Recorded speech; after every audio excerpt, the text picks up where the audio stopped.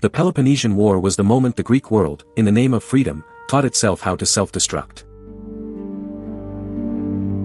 Athens claimed to defend liberty against Spartan domination. Sparta claimed to defend Greek autonomy against Athenian empire. Both claims contained truth. Both also concealed appetite, fear, and ambition. And between 431 BC and 404 BC, that collision did not remain a contained duel between two famous cities. It spread outward through alliances, tribute networks, colonies, commercial routes, naval corridors, rebellions, coups, and political factions inside Greek cities themselves. What began as rivalry became something far more dangerous, a civil war of an entire civilization. This is Professor Adrian Lockewell for Archives of Humanity. This is not merely the story of who defeated whom, but of how a brilliant world broke its own balance. The Peloponnesian War is often reduced to a set of oppositions that are useful, but incomplete. Athens versus Sparta. Democracy versus oligarchy. Sea power versus land power. Innovation versus discipline. These contrasts matter, but by themselves they blur the deeper pattern. The deeper pattern is more unsettling. Greece had built a political order in which fear could pass for prudence, expansion could pass for security, delay could be mistaken for weakness, and compromise could survive only as a temporary arrangement. Under those conditions, intelligent states did not need to be irrational to move toward catastrophe. They only needed to interpret every rival advantage as a future threat. That is why Thucydides remains the indispensable guide. In Book 1 of his history, he offered the most famous diagnosis of the war, the growth of Athenian power, and the fear this caused in Sparta, made war increasingly likely. Not inevitable by fate. Not preordained by myth. Likely in a colder and more disturbing sense, because the balance of power was changing faster than the habits of restraint could adapt. Athens had turned victory over Persia into maritime reach, tribute, walls, naval supremacy, and imperial confidence. Sparta remained the most prestigious land power in Greece, but it presided over a system that was formidable, conservative, and deeply suspicious of destabilizing change. One power was mobile, wealthy, expansive, and increasingly convinced of its own exceptional role. The other was austere, cautious, alliance-bound, and increasingly alarmed by what that expansion might become. But even that famous formula is only the beginning. Spartan fear did not exist in isolation. Corinth had its grievances. Megara had its resentments. Thebes had its calculations. Smaller polis watched the two giants and searched for room to survive between them. Colonies became strategic flashpoints. Alliances became mechanisms of entrapment. Neutrality became harder to preserve. A dispute at the edge of the Greek world could suddenly pull in fleets, assemblies, treaty obligations, and prestige. This was not a simple war between two city-states.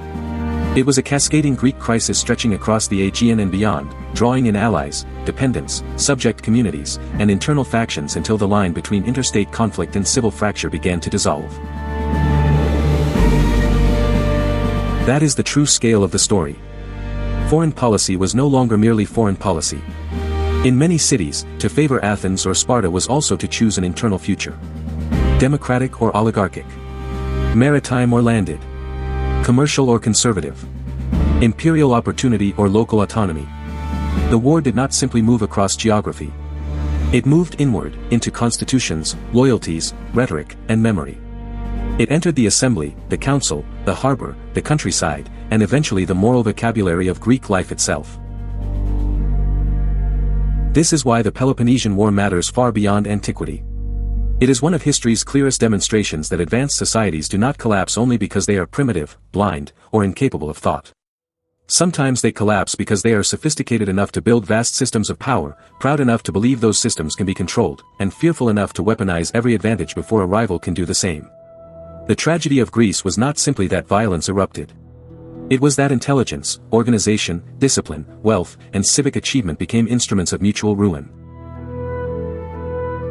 So the real subject here is not merely battle. It is the machinery beneath battle. Fear, when it hardens into policy. Empire, when it begins as alliance and ends as coercion. Democracy, when civic brilliance mutates into volatility under strain. Oligarchy, when discipline masks brittleness. Strategic delay, when time is either an ally or an asset. Overextension, when success itself becomes the architect of disaster. Plague, which shatters not only bodies but confidence. Civil strife, when war stops being external and enters the bloodstream of a society. Systemic collapse, when no single decision appears fatal until the accumulation becomes irreversible. There is also a harsher lesson concealed inside the grandeur of the story. Civilizations do not usually announce that they are entering the phase of self-undoing. They speak instead of security, honor, necessity, credibility, and justice. Leaders argue. Assemblies vote. Allies demand firmness. Rivals appear threatening enough to justify escalation. Each choice can be defended in isolation. Each measure can sound temporary. Each commitment can seem prudent when viewed alone. Yet step by step, the map fills with obligations, humiliations, fears, and retaliations that no side can reverse without appearing weak. Then the war that was supposed to preserve order begins dissolving the very habits that made order possible. Athens and Sparta each believed they were defending a way of life. In the narrower sense, both were correct. In the larger sense, both were helping destroy the political ecosystem that had allowed Greek power, creativity, rivalry, and autonomy to flourish after the Persian Wars. By the end, there would be shattered fleets, dead generations, revolts, tyrannies, Persian gold flowing into Greek struggles, and a world so exhausted that later powers would inherit what these rivals had wasted. So this documentary begins with a paradox and a thesis. The paradox is that the self-proclaimed defenders of Greek freedom became the engineers of Greek exhaustion. The thesis, drawn from Thucydides, is that when rising power collides with established fear inside a crowded alliance system, war becomes more than a contest of arms. It becomes a test of whether a civilization can survive its own strategic logic. And that raises the first essential question. If this was a systems crisis before it was a military catastrophe, what did the Greek world actually look like before the great ruptures opened? To answer that, the lens must widen, and the chessboard must be mapped. To understand how Greece could shatter itself, the lens has to widen first. The Peloponnesian War did not erupt from some timeless hatred between Athens and Sparta. It emerged from a strategic order created after 479 BC, when the Persian invasions had been repelled and the Greek world confronted a new question. Who would guard the victory, and who would inherit its power? At first, the answer looked stable. Sparta remained the leading land power of mainland Greece, the acknowledged hegemon of the Peloponnesian League, a network held together by treaty, reputation, and the expectation that Spartan armies could still settle disputes in a field. Athens rose through a very different instrument. The Delian League had been founded to continue pressure against Persia and protect the Aegean. In principle, it was a coalition. In practice, it became the framework of an empire. That transformation is one of the decisive mutations in Greek history. The League collected contributions from member states. Some sent ships. Many paid money instead. That choice, practical in the short term, was disastrous in the long term. The more allies paid cash rather than supplying fleets, the more Athens itself controlled the ships, the commanders, the patrol routes, and eventually the meaning of obedience. Collective defense slowly turned into managed dependence. The process was not rhetorical. It was material. Tribute funded triremes. Triremes enforced tribute. Clerices placed Athenian citizens on strategically sensitive ground. Garrisons, decrees, and punishments followed resistance. Naxos discovered that membership could not simply be abandoned. Thucydides discovered that revolt would be answered by force. By the middle of the 5th century BC, the Delian League was no longer merely shielding Greeks from Persia. It was binding much of the Aegean to Athens through naval power, financial extraction, and coercive supervision. This imperial system rested on maritime realities. Athens sat at the center of sea lanes that linked the Aegean to the Hellespont and beyond that to Black Sea grain routes. Silver, tribute, and trade sustained the city. Piraeus was not just a harbor. It was the operating core of Athenian power, where revenue, manpower, and naval reach were fused into one system. Influence could move by water with a speed and range no land hegemon could easily match. That is why Athens could think in networks. Its empire was not a border on a map. It was a circulation system. Sparta, by contrast, possessed the kind of strength that appeared timeless until examined closely. Its military reputation was immense, but its social foundations were narrow and deeply fragile. The Spartan citizen body was small and vulnerable to demographic decline. Beneath that elite stood the helots, the unfree labor population whose exploitation made Spartan discipline possible and whose potential revolt made Spartan caution unavoidable. Every major expedition carried a hidden political question. How far could Sparta project force abroad without exposing weakness at home? That is why Sparta was often slower, more conservative, and less improvisational than later myth suggests. This was not simply a matter of temperament. It was strategy imposed by social structure. A state whose dominance depended on a tightly controlled minority could not gamble easily on long, distant, or uncertain campaigns. Spartan prestige looked like solidity, but beneath it stood a permanent fear of internal rupture. So the Greek world settled into an unstable dual order. Athens was naval, commercial, democratic, imperial, and increasingly cash-based in the way it mobilized power. Sparta was land-oriented, alliance-centered, conservative in method, and prestige-based in the way it led. Neither system was primitive. Neither was irrational. Each solved a real strategic problem. Athens mastered mobility, revenue, and maritime enforcement. Sparta commanded hoplite credibility, alliance loyalty, and continental weight. Each power, seen from within, looked necessary. Seen from the outside, each looked threatening. And this is why reducing the crisis to Athens against Sparta misses the real architecture of danger. Corinth mattered enormously because Corinth was itself a major commercial and naval actor, with both capability and grievance. Megara mattered because it occupied vital corridors between the Peloponnese and central Greece, and because pressure on Megara carried consequences far beyond its size. Thebes mattered because Boeotia was a decisive land zone north of Attica and because Theban calculations could alter the balance of any mainland conflict. Around these larger players stood dozens of polis, colonies, dependencies, and internal factions, each interpreting the wider rivalry through local fears and ambitions. This was not a simple bipolar world. It was a crowded interstate system in which resentment accumulated faster than trust. The 30 Years' Peace of 446 or 445 BC was meant to arrest that drift.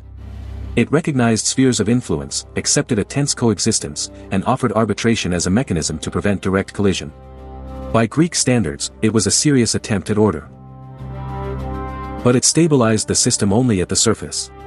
It did not dissolve suspicion. It organized suspicion. The agreement assumed that both major powers could tolerate an equilibrium neither fully trusted. That was always doubtful, because equilibrium is hardest to maintain when one side appears to be expanding its capacity year after year. This is where Thucydides, especially in Book 1, becomes indispensable. He does not present a single theatrical spark. He shows a chain of disputes that became dangerous because every incident was interpreted through the wider fear of shifting power. Corcyra in 433 BC was not merely a quarrel over one island. It drew Athens into a conflict that Corinth read as intrusion into its own sphere. Potidæa, a Corinthian colony and an Athenian tributary ally, exposed how loyalties could collide when the alliance systems overlapped. Then came the Megarian decree, Athens excluding Megara from its markets and ports, a measure Athenians could frame as policy but enemies experienced as strategic strangulation. No single dispute made general war unavoidable. Together, they made distrust cumulative. Corinth pressed Sparta more aggressively. Spartan allies began to ask what Spartan leadership meant if Athens could keep pushing outward without consequence. Inside Sparta, the debate was serious because the risks were real on both sides. Delay might preserve peace. Delay might also allow Athens to become too strong to confront later. Here the central mechanism becomes clear. The security dilemma governed the entire Greek world. Athens regarded its fleet, walls, tribute system, and imperial discipline as instruments of survival in a competitive environment. Sparta looked at the same developments and saw encirclement in slow motion. Athens believed it was securing itself. Sparta believed it was watching the balance of Greece tilt beyond repair. Both judgments had logic. That is what makes the crisis so enduringly important. Great conflicts often emerge not because one state is irrational, but because several states are rational within systems that reward fear. By 431 BC, the chessboard was already loaded. Sea power faced land power. Tribute faced prestige. Naval networks faced alliance corridors. Smaller states calculated constantly which protector might become the greater threat. Structural pressure had done its work. But structures do not choose policy. Statesmen do. And in Athens, one man more than any other would now attempt to turn imperial power into a theory of endurance, Pericles. Having mapped the Greek chessboard, the logic of the first great design now comes into focus. On that crowded and unstable board, Athens believed it had discovered a way to survive without fighting on Sparta's terms. It would not try to become a better land power than the greatest land power in Greece. It would make Spartan's superiority on land strategically insufficient.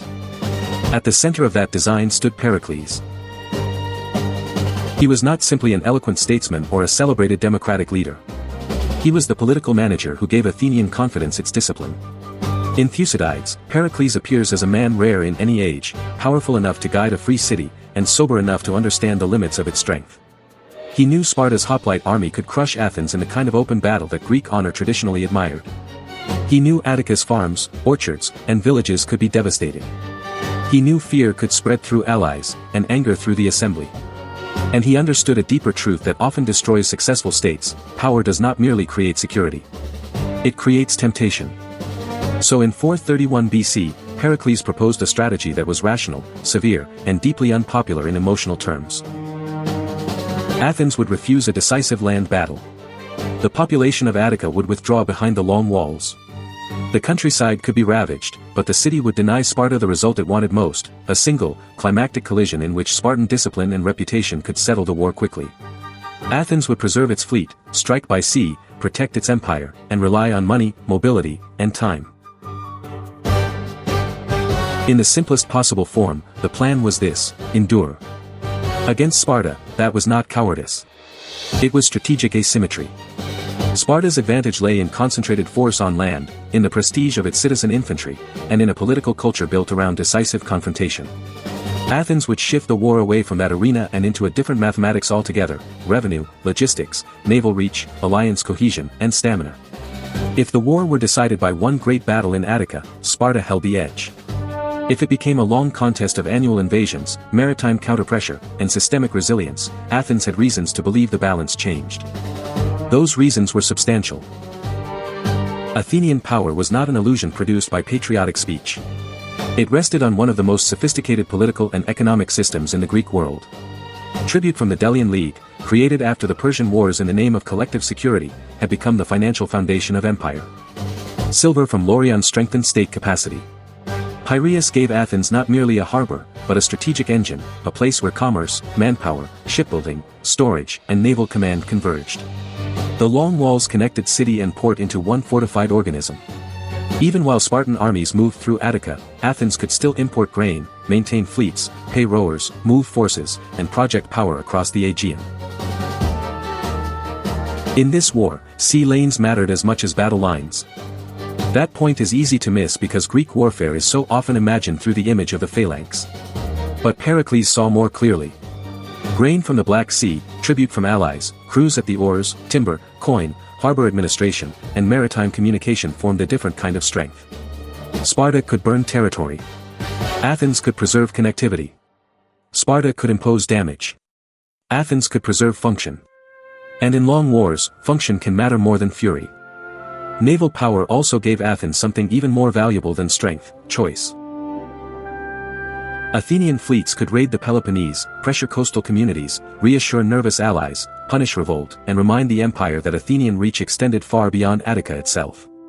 Sparta could march into one region with terrifying effect. Athens could turn the wider map into a field of uncertainty. This is why Pericles' strategy appeared so formidable.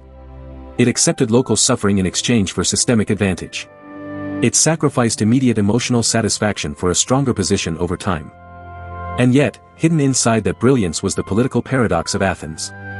The same democracy that generated extraordinary energy also generated instability. Athens was not strong despite public debate. In many ways, it was strong because of it.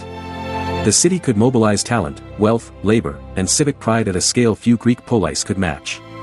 The tes at the oars, merchants in the port, citizens in the assembly, tribute from subject allies, generals, juries, speakers, and magistrates all fed one another. This was a high-capacity political engine.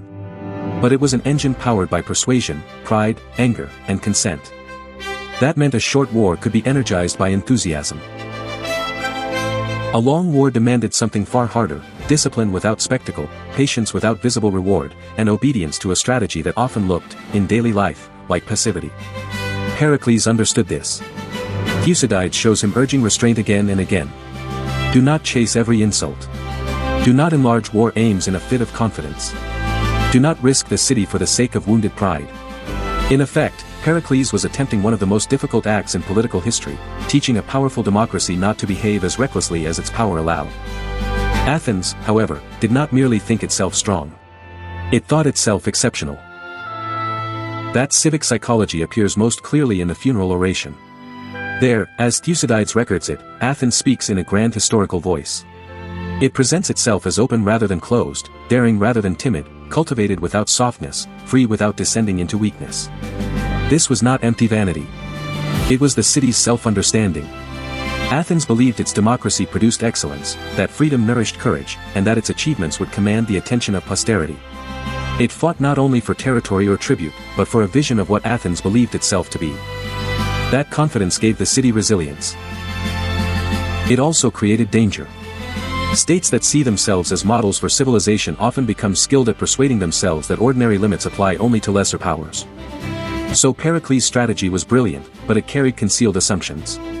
To gather the population behind the long walls was rational, yet it concentrated strain inside a single urban system. To rely on sea power was rational, yet it deepened dependence on maritime security, imported grain, and uninterrupted imperial revenue. To avoid decisive battle was rational, yet it required citizens to watch their land burn and accept humiliation without demanding immediate revenge. To trust endurance was rational, yet endurance is never merely material. It is psychological. It must survive grief, rumor, faction, fear, and the corrosive human hatred of waiting. There, at the center of Athenian greatness, stood the concealed weakness. The strategy had been designed by a statesman who understood limits, but it had to be executed by a democracy whose vitality came from movement, argument, pride, and constant judgment. The machine was powerful because it was alive. It was unstable for exactly the same reason. And from Sparta's perspective, that made Athens more alarming, not less.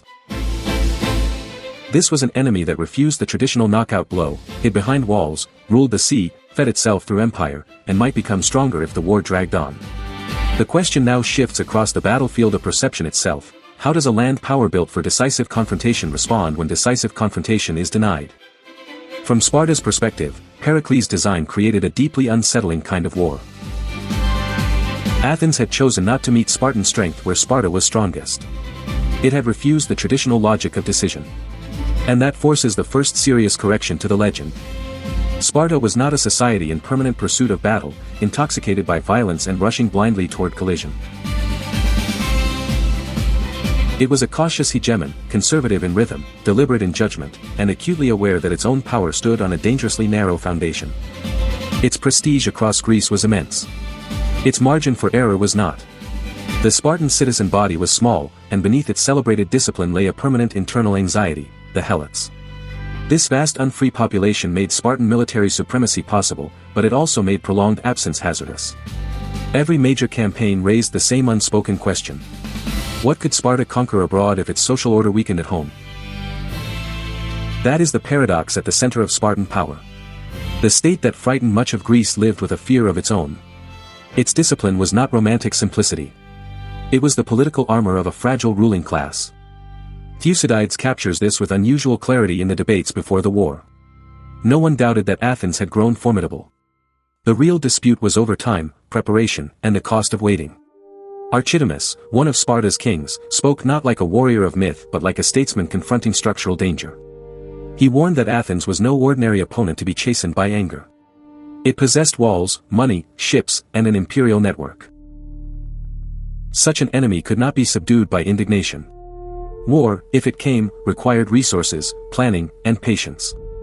But caution also carried political risk. Corinth, among Sparta's most important allies, had already been inflamed by Athenian encroachment and was increasingly impatient with Spartan hesitation. Allied grievances were not peripheral to the crisis. They were part of the mechanism driving it forward. If Sparta claimed leadership of the Greek world against Athenian expansion, then delay threatened more than strategy. It threatened credibility. Here the deeper machinery of alliance politics comes into view. Great powers are often pushed toward war not only by fear of enemies, but by fear of appearing unreliable to friends. In Sparta's assembly, harder voices such as Sthenelaidas translated unease into urgency. The question slowly changed form. It was no longer whether war was wise in the abstract. It was whether hesitation had already become a confession of weakness. So Sparta entered the war not as a reckless aggressor, but as a land power drawn into a contest whose terms increasingly favored its rival. Its first method followed inherited Greek logic. Year after year, Spartan-led forces invaded Attica, ravaged the countryside, and attempted to force Athens into open battle. These campaigns were not meaningless ritual. They served several purposes at once. They demonstrated action to allies. They imposed visible costs on Athenian territory. And they relied on one of the oldest assumptions in Greek warfare, that no polis could endure the destruction of its land indefinitely without seeking decision. Pericles had built his strategy around denying exactly that assumption. Athens would not come out. It would suffer devastation in Attica rather than risk annihilation in a hoplite battle it did not need to fight. This left Sparta confronting a strategic frustration that no amount of courage could solve. The invasions damaged fields, orchards, and morale, but they did not destroy the fleet. They did not quickly sever imperial tribute. They did not stop grain from reaching Piraeus. They did not compel decisive battle. In simple terms, Sparta was applying an older model of pressure against a political system designed to absorb it. That mismatch defined the early war. Spartan excellence on land remained real, but Athens had shifted the center of gravity. A naval empire connected to its port by walls could survive losses that would have broken a more traditional city-state. And while Attica burned, Athens could retaliate by sea, striking the Peloponnesian coast, unsettling exposed communities, and reminding Sparta's allies that the maritime front had no fixed boundary. The war was no longer about one battlefield. It was about whose system could keep functioning under strain. This exposed Sparta's second great problem, alliance management. The Peloponnesian League was powerful, but it was not a seamless machine. Corinth had maritime and commercial anxieties of its own. Thebes pursued its own regional interests. Other allies wanted protection, revenge, prestige, or reassurance, and not always in the same order. Sparta had to keep this coalition coherent while facing an enemy capable of appearing almost anywhere by sea and making every ally feel vulnerable in a different way. Leadership under such conditions required more than battlefield reputation. It required political endurance, coordination, and the ability to convert repeated demonstrations of force into a believable path to victory. And here Sparta's limitations became visible. It possessed unmatched prestige, but not yet the full instrument set needed to break Athens. To win, it would need capacities that did not come naturally to its traditional system: wider diplomacy, stronger naval capability, and a willingness to innovate beyond inherited templates. The annual invasion could wound Athens. It could not finish Athens. That pressure began, slowly and unevenly, to produce adaptation. Thucydides mattered for precisely this reason. He was not important merely because he was energetic. He mattered because he represented a more flexible Spartan answer to Athenian power. He moved faster, negotiated more intelligently, and understood that Athens could be weakened not only through Attica, but through revolt, regional maneuver, and the detachment of allied or subject communities from the Athenian system. He pointed toward a broader truth. This war would not be won by prestige alone. It would be won by attacking the architecture of power. Behind that shift stood an irony of enormous historical weight. Sparta would increasingly have to become something it had never wished to be, a state more comfortable with prolonged operations, external bargaining, naval investment, and eventually foreign subsidy. The defender of Greek autonomy would move, step by step, toward cooperation with Persian wealth in order to defeat a Greek rival. Fear had helped start the war. Adaptation would begin to blur the principles invoked to justify it. So the opening phase did not reveal that Sparta was weak. It revealed that Sparta was mismatched. Its army remained feared. Its society remained disciplined. Its alliance remained formidable. But Athens had turned the conflict into a contest of endurance, flexibility, and systemic resilience. Sparta could not simply remain what it had always been and expect victory. And as both sides discovered the limits of their original designs, the war began to slip beyond the control of the men who had first framed it. Strategy yielded to stress. Pressure entered the bloodstream of each city. Soon, the conflict would stop behaving like a bounded struggle between rival powers and begin mutating into something harsher: plague, political fury, civil fracture, and the corrosion of restraint itself. And then the war stopped behaving like a contest between systems and began behaving like a force that consumed the societies trying to direct it. The strategic designs of 431 BC had not vanished, but they were no longer in command of events. Pericles had built the Athenian plan on endurance. Sparta would invade Attica. Athens would avoid a decisive land battle, shelter its population behind the long walls, protect the fleet, preserve the empire, and let money, sea power, and time do the work. It was cold logic, and at first it was sound logic. But in 430 BC, and again in 429 BC, a catastrophe entered Athens that no assembly could debate away and no admiral could outmaneuver. The plague struck, and with it the mathematics of Athenian power began to fail. This was not only a tragedy of death. It was a strategic collapse inside the very architecture of Pericles' design. The concentration of population that protected Athens from Spartan hoplites now amplified exposure. The city had turned safety into vulnerability. Manpower eroded. Confidence broke. The emotional discipline required for a long war gave way to panic and exhaustion. Thucydides, who survived the disease himself, does not describe merely suffering. He describes the weakening of civic restraint itself. Law lost authority, religious fear lost force, and people increasingly turned from long-term calculation toward immediate appetite. That is one of the oldest and most dangerous patterns in political history. Under sustained fear, societies cease to think in terms of collective endurance and begin to think only in terms of surviving the next day. Pericles did not survive this transformation. His death in 429 BC mattered not because he was irreplaceable as a personality cult, but because he had been the one statesman with enough authority to demand patience from an imperial democracy under pain. After him, Athens remained formidable, inventive, and extraordinarily resilient. But it also became more volatile. The assembly still had energy. It still had intelligence. What it increasingly lacked was consistent strategic restraint.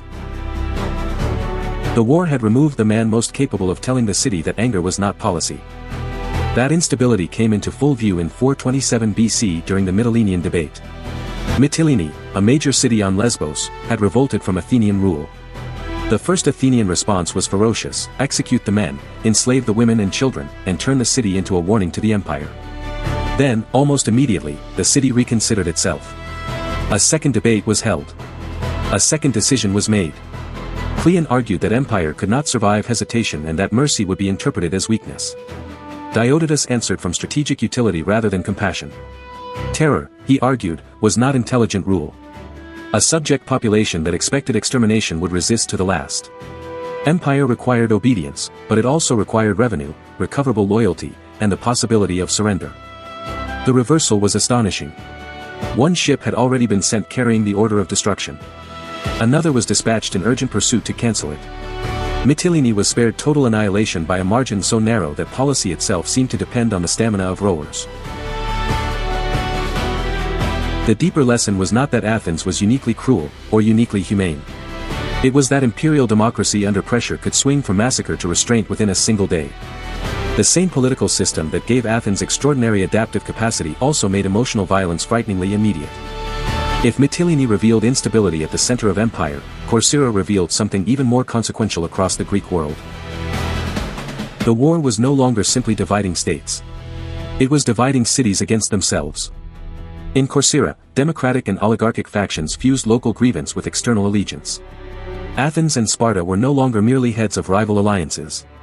Their competition had become a solvent that entered the internal politics of the polis and dissolved trust from within.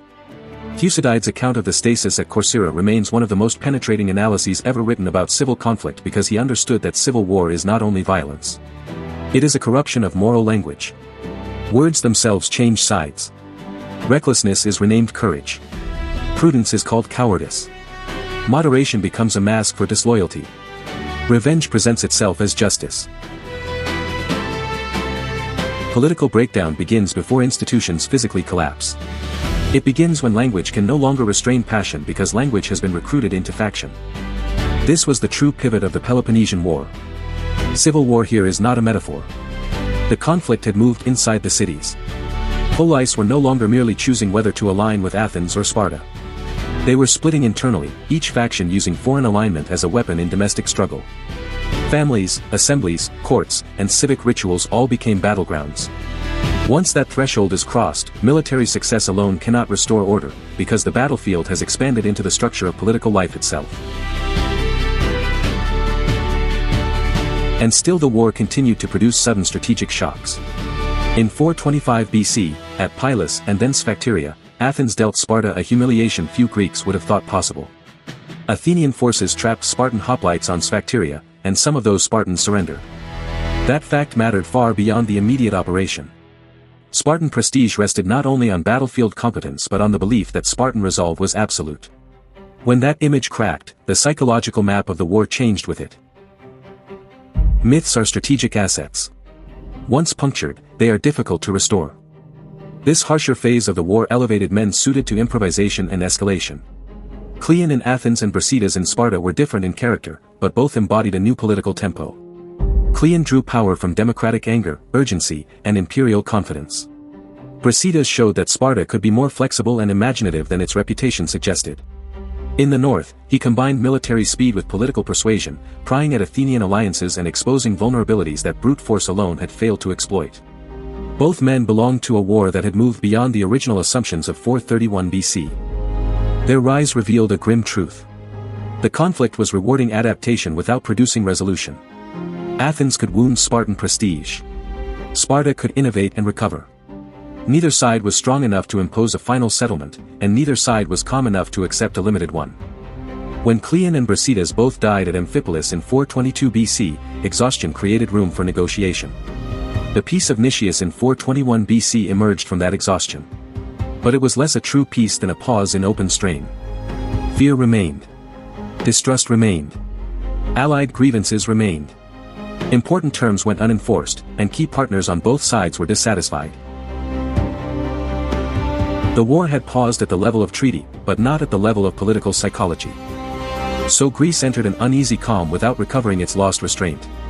The habits formed during the crisis remained in place: faction, suspicion, moralized revenge, and the conviction that every setback required compensation somewhere else. That is why the peace proved so fragile. It preserved ambition while weakening caution. And in that dangerous interval, the gaze of Athens began to turn west toward Sicily. But the peace of Nicias had solved nothing. It had merely frozen the conflict without curing the forces that had made it inevitable. Sparta still feared the reach of Athenian power. Athens still understood its own safety through movement, prestige, and command. Allied cities still maneuvered, agitated, defected, and tested the limits of the settlement. This was the most dangerous phase of a long war, the phase in which exhaustion survives, but ambition survives with it, and caution begins to look like surrender. That is the true setting of the Sicilian expedition in 415 BC. It was not simply a reckless adventure, and it was not simply a rational campaign. It was the greatest test of Athenian strategic self-understanding. Syracuse might aid Sparta, so there was a defensible strategic case for striking west. Sicily also represented grain, wealth, naval position, and influence across the wider Greek world. But the expedition was something more revealing than any single motive. It exposed a city so successful at projecting power that it had begun to confuse what was possible with what was necessary. In Thucydides' Book 6, the debate before the expedition reveals the illness beneath the decision. Alcibiades argued for audacity, expansion, and imperial momentum. Nicias warned that the enterprise was vast, distant, and clouded by uncertainty. Yet this was not merely a dispute between one flamboyant statesman and one reluctant elder. Alcibiades represented a political culture intoxicated by capacity. Nicias represented an older strategic instinct that still measured danger before scale. The assembly did not resolve this tension by narrowing the mission. It did something far more fateful. It chose magnitude itself. And when Nicias tried to discourage the plan by listing the immense resources such a campaign would require, the citizens answered by voting those resources. The democracy did not retreat from the warning. It converted the warning into a larger commitment. Then came the mutilation of the Herms, a wave of panic over sacrilege and conspiracy on the eve of departure. Athens, the city that celebrated openness and confidence, now revealed the suspicion that prolonged empire and prolonged war had bred within it. Alcibiades was recalled under accusation. He fled rather than return for trial. And with that flight, strategic coherence also began to unravel. The expedition lost not only one of its commanders, but the political unity that might have sustained a difficult campaign. From the beginning, the force carried divided leadership, blurred aims, and a familiar democratic habit, making enormous commitments before deciding how to endure their consequences. The flaws were structural, not incidental. Sicily was far from Attica. Syracuse was underestimated. Command was split among Nicias, Lamachus, and Alcibiades, which meant that decisive action had to pass through disagreement. Even the objective remained unstable. Was Athens trying to coerce Sicilian allies, overthrow Syracuse, dominate the island, or reorganize power across the western Mediterranean? No empire can conduct a distant war efficiently when it has not decided what victory means. Worst of all, prestige made withdrawal politically costly. Athens had built an identity around action, and states that glorify action often discover too late that they have also made retreat dishonorable. At first, Syracuse was vulnerable. Then the defenders adapted, and adaptation would prove more decisive than force. The Syracusans found direction under Gylippus, the Spartans sent to stiffen resistance and reorganize the defense. His importance did not lie in overwhelming numbers. It lay in clarity. He understood that Athens had to be denied completion. Its siege works had to be interrupted, its naval freedom narrowed, its initiative broken bit by bit. The Athenians no longer faced a disorganized target. They now faced an enemy learning faster than the invader. Nicias, ill, cautious, and burdened with a campaign he had never wanted, became the custodian of a failing enterprise. Delay followed delay. Lamachus was lost. Reinforcements under Demosthenes eventually arrived, but by then the strategic window had narrowed almost to closure. A night assault failed. Withdrawal was discussed only after the expedition had already drifted from difficulty into peril. Then came the lunar eclipse, and Nicias, deferring to religious interpretation at the worst possible moment, postponed departure. The eclipse mattered not because the heavens changed the war, but because the decision revealed how badly command had deteriorated. In an environment of mounting uncertainty, symbolic fear overruled operational necessity.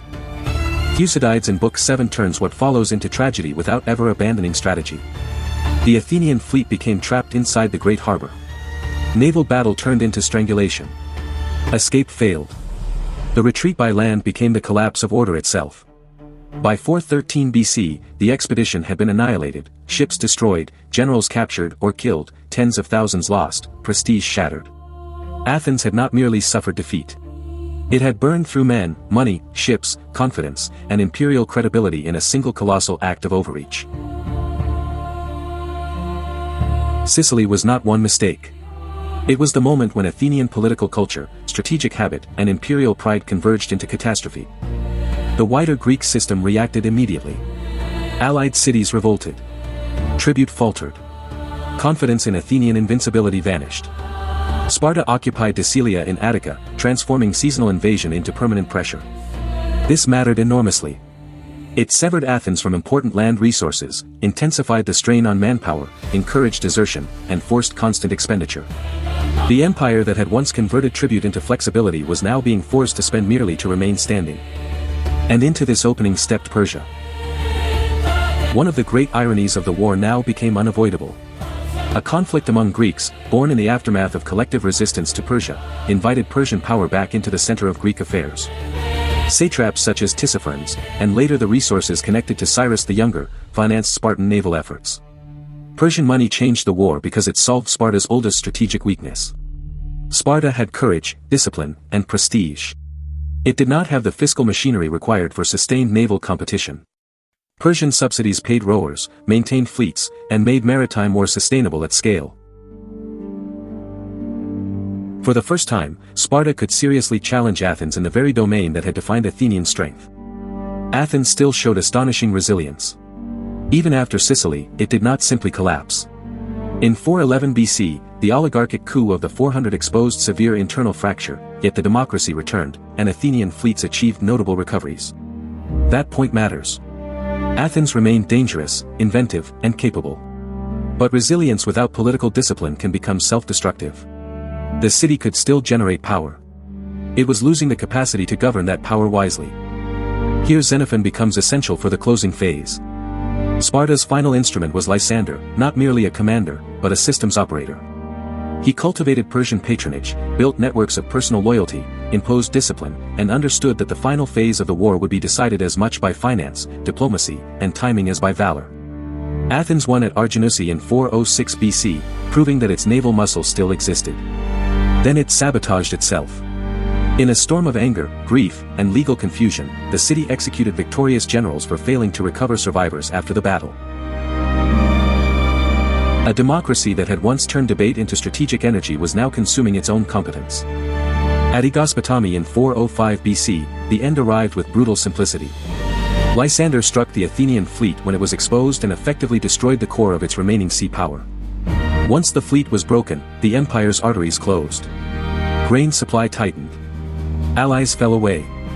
The long walls, once the architecture of Athenian endurance, no longer represented security. They represented a sentence waiting to be carried out.